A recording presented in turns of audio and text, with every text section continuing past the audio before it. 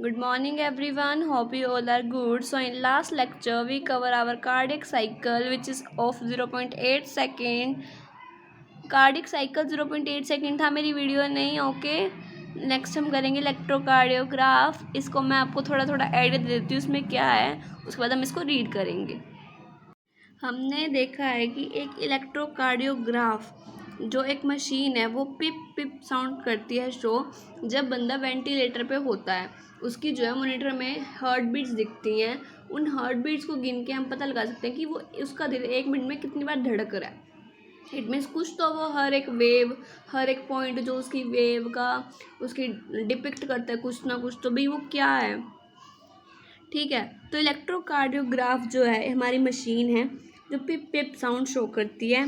और इलेक्ट्रोकार्डियोग्राम और ग्राफ में कंफ्यूज मत होना। जहाँ ग्राफ आए इट मीन्स वो मशीन है, और जहाँ ग्राम आया इट मीन्स वो एक तरह से डायग्राम है। डायग्राम है ऐसा ऐसा okay. ECG is a graphical representation of the electrical activity of the heart during a cardiac cycle। हमारा कार्डिक साइकिल हम कवर कर चुके हैं। उसमें क्या था, joint diastole, atrium systole and ventricular systole था। आर्टरिया कॉन्ट्रैक्ट हुए देन वो रिलैक्स हुए, वेंट्रिकुलर कॉन्ट्रैक्ट हुए और वो रिलैक्स हुए। फिर दोनों एक ऐसे स्टेट में है जब दोनों ही रिलैक्स थे, जब तक दोबारा SCN ने सिग्नल जनरेट नहीं किया, है ना। तो जब कार्डिक साइकिल होता है तो उसका ग्राफिकल रिप्रेजेंटेशन जो है हम ऐसे देख सकते हैं। अब हम हार्ट के अंदर झाँक के तो नहीं देख सकते कि क्या इस टाइम आर्टरी में सिस्टोल हो रहा है या वेंट्रिकुलर सिस्टोल। एक तरह से पता कर सकते हैं तो वो स्टेथोस्कोप से, लव डब साउंड से ओके। ये नहीं तो ये रिप्रेजेंट करता है ये graph ECG। To obtain a standard ECG a patient is connected to the machine with 3 electrical leads. 3 leads बंदे के शरीर पे लगाई जाती हैं, 1 to each wrist and to the left ankle. Left पैर के एंकल पे और दोनों रिस्ट पे, हाथ की लेफ्ट और राइट रिस्ट पे। That continuously monitor to heart activity, जो हार्ट एक्टिविटी देखते रहते हैं कि क्या हो रहा है क्या नहीं। Each peak in ECG is identified with the letter from P to T that corresponded to a specific electrical activity of the heart. यहाँ आपको देखने को मिल रहा है ये हल्का सा कर्व, देन ये P, आगे बढ़े थोड़ा नीचे हुआ Q, ऊपर गया R, नीचे आया S, फिर ऐसे आया, बीच में बहुत बड़ा गैप आ गया, और फिर ये इतना बड़ा T दिखा रखा है आगे। फिर इन्होंने बीच में यहाँ गैप है, टूट रखा है ये। उसके बाद यहाँ से फिर वही सेम चीज़ शुरू। तो क्या है ये, यहाँ जो P है वो हमें दिखाएगा electrical excitation of the atria, यानी कि सिस्टोल। आर्ट्रिया सिस्टोल यहाँ से शुरू हुआ P से। Q पे जाते जाते क्या हुआ, जो आर्ट्रिया है वो रिलैक्सेशन के स्टेट में गए, और Q से क्या हुआ, वेंट्रिकुलर कॉन्ट्रैक्ट हुए। S पे आके वेंट्रिकुलर क्या हुए, रिलैक्सेशन में। देन T वेव डिपिक्ट कर रही है कि दोनों इस टाइम क्या है, जॉइंटली डायस्टोल, इट मीन्स दोनों क्या है, रिलैक्सेशन की स्टेट में चले गए। बीच में जो इनका गैप आया इट मीन्स यहाँ पे SCN ने सिग्नल कैरी किया। फिर से क्या हुआ, आर्टरिया सिस्टोल, देन फिर आगे सेम चीज़, वेंट्रिकुलर सिस्टोल, रिलैक्सेशन, और आगे जॉइंटली डायस्टोल। वही चीज़ हम इसमें पढ़ेंगे। The P wave represent the electrical excitation और डीपोलराइजेशन, कॉन्ट्रैक्शन यानी कि डीपोलराइजेशन भी बोलते हैं, of atria which lead to the contraction of both the atria.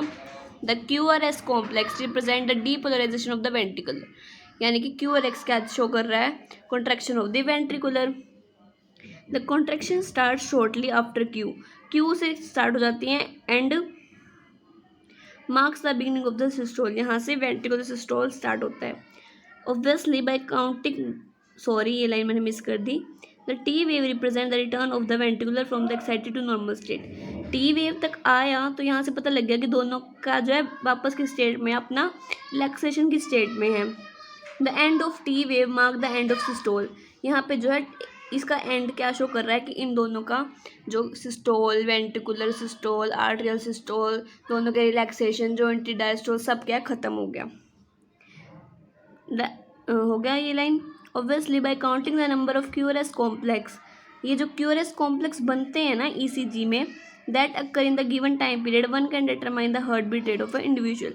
इनको गिन के हम पता कर सकते हैं कि एक बंदा 1 मिनट में कितनी बार जो है धड़कन उसकी हो रही है, कितनी बार उसका हार्ट जो है बीट कर रहा है। Since the ECG obtained from different individuals have roughly the same shape for a given lead configuration, any deviation from the shape indicate a possible abnormality or disease. इस शेप का change होना, T की जगह P का बढ़ जाना, Q की जगह कुछ और आ जाना, ये शो करता है कि हमारे हार्ट में हार्ट बीट जस्ट सही नहीं चल रही, कोई ना कोई प्रॉब्लम आ रही है. Hence it is of great clinical significance. ये भी हमारी जो है हार्ट की एक्टिविटी बताता है कि क्या होगा, सब नॉर्मल है या नहीं है. Okay, hope you all understand it. That's all for today. Thank you. अगर आपको कोई डाउट हो तो आप मुझे पूछ सकते हैं कमेंट सेक्शन में. होप ये समझ आ गया होगा. बहुत आसान है, पी से लेके टी तक की वेव हमें एक्सप्लेन करनी है. और यही है कि अगर हम पढ़ेंगे तो सब हो जाएगा, नहीं पढ़ेंगे तो कुछ नहीं होगा ऑब्वियसली. तो आपको पढ़ना तो पड़ेगा, इसलिए मैं छोटे छोटे लेक्चर बनाती हूँ ताकि आप देखो और आपको क्लियर हो जाए हर एक बात. That's all for today. Thank you.